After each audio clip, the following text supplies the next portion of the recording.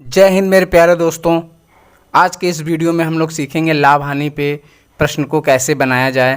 पहला प्रश्न है कि रमेश ने कुछ वस्तुएं 5 रुपये में 4 के भाव से खरीदा और उन्हें 8 रुपये में 6 के भाव से बेच दिया।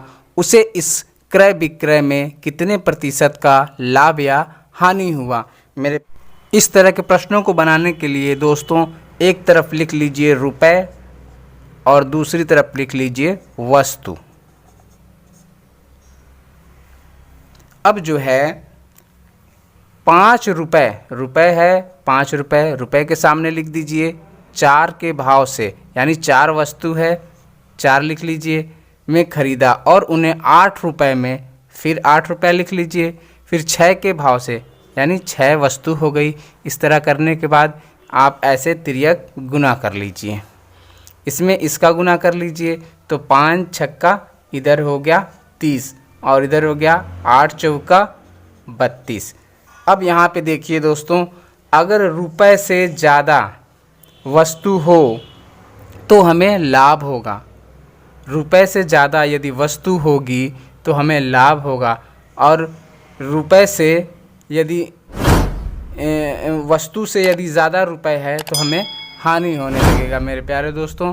तो चलिए हमें देखते हैं कि लाभ कितने का हो रहा है। 30 रुपये में हमें कितनी वस्तु मिल रही है 32, यानी 2 वस्तु ज़्यादा मिल रही है। तो ये जो है लाभ हमें कितने का हो गया 2 का, 2 वस्तु का लाभ हो रहा है। अब ये हमसे पूछा है कि प्रतिशत लाभ बताना है, प्रतिशत लाभ या हानि बताना है। तो हमें तो ये मालूम हो गया कि हमें लाभ हो रहा है, लेकिन प्रतिशत में निकालने के लिए अब जो है कि प्रतिशत का फार्मूला आप लोगों को बताए थे, फिर लिख देते हैं। लाभ बराबर होता है प्रतिशत लाभ बराबर लाभ गुने 100 बटे में क्रय मूल्य। तो यहाँ पे तो दोस्तों क्रय मूल्य तो है नहीं, तो चलिए यहाँ पे देखते हैं कि 2 रुपये का लाभ हो रहा है तो लाभ गुने 100, और लाभ हो या हानि हो हमेशा यहाँ रुपए ही लिखा जाता है। तो यहाँ पे इस चीज़ को आपको ध्यान में रखना होगा कि लाभ होगा या हानि होगा हमेशा यहाँ पे रुपए को ही नीचे लिखा जाएगा। चलिए अब इसको काट के छोटा कर लेते हैं। 1 0 से 1 0 कट जाएगा और इसमें गुना कर देंगे तो 20 बटे में 3, और इसको काट दें तो 3 छक 18, 2 बचा 2 बटे में 3%। मेरे प्यारे दोस्तों ये आपका आंसर हो गया। अगर ये वीडियो आप लोगों को अच्छी लगी हो तो लाइक शेयर कमेंट कीजिए और चैनल को मजबूत करने के लिए सब्सक्राइब करिए। चलिए हम अगले प्रश्न की तरफ बढ़ते हैं। दूसरा प्रश्न आपके सामने है दोस्तों कि रमेश 10 रुपये में 12 अंडे खरीदता है और 20 रुपये में 16 अंडे बेचता है। इस प्रकार उसे कितने प्रतिशत का लाभ या हानि होगा। चलिए दोस्तों इसमें भी हम वैसा ही कर लेते हैं, एक तरफ रुपए और एक तरफ वस्तु लिख लेते हैं। ये हो गया रुपए और दूसरी तरफ लिख लेते हैं वस्तु। चलिए अब क्या क्या इसमें दिया है, 10 रुपया में 12 वस्तु 12 लिख लीजिए, फिर उसके बाद दिया है 20 रुपये में 16 वस्तु, 20 रुपये में 16 वस्तु। अब इसको क्या करें, इधर इसका तिर्यक गुना कर दीजिए, इसका इधर गुना कर दीजिए। तो 16 में 10 का गुना कर देंगे तो 160 हो जाएगा, और इसमें इसका गुना कर दीजिए 12 दूनी 24, 240। अब मेरे प्यारे दोस्तों 160 रुपये में 240 वस्तु मिल रही है तो हमें क्या होगा, लाभ होगा। हम बताएं आपको कि अगर रुपए से ज़्यादा वस्तु होगी तो हमें लाभ होगा। तो 160 रुपये में हमें कितनी वस्तु मिल रही है, 240 वस्तु मिल रही है। अब इसमें देख लीजिए कि लाभ कितना हुआ है।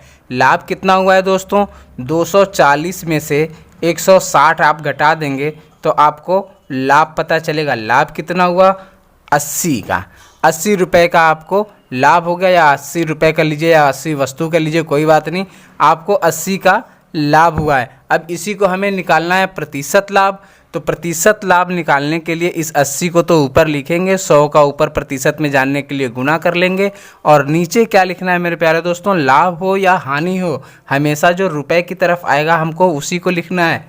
तो 160 लिख देंगे, 1 0 से 1 0 कट जाएगा, और इसको 8 1 कम 8 और 8 दूनी 16। अब इसको काट दीजिए, 2 पच्चे 10 और इसमें गुना कर देंगे तो ये आपका आ जाएगा 50%। मेरे प्यारे दोस्तों अगले प्रश्न की तरफ बढ़ते हैं।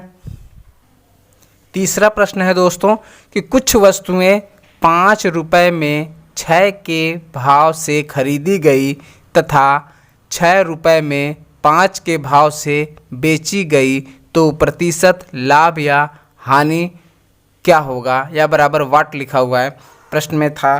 तो चलिए इसको भी हम वैसे ही लिखते हैं, एक तरफ लिख लेते हैं रुपए और दूसरी तरफ लिख लेते हैं वस्तु।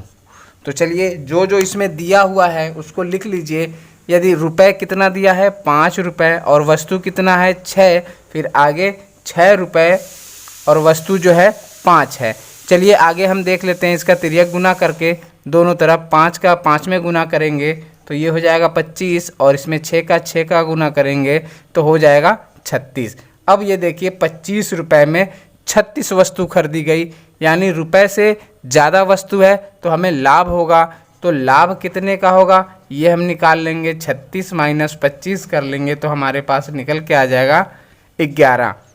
हमें 11 वस्तु की लाभ हो रही है या 11 रुपये की लाभ हो रही है, तो हमें प्रतिशत लाभ निकालना है। तो 11 गुने 100 यानी लाभ गुने 100। हम बताएं कि लाभ हो या हानि हो, आपको ये जो रुपया वाला है उसी को नीचे लिखना है।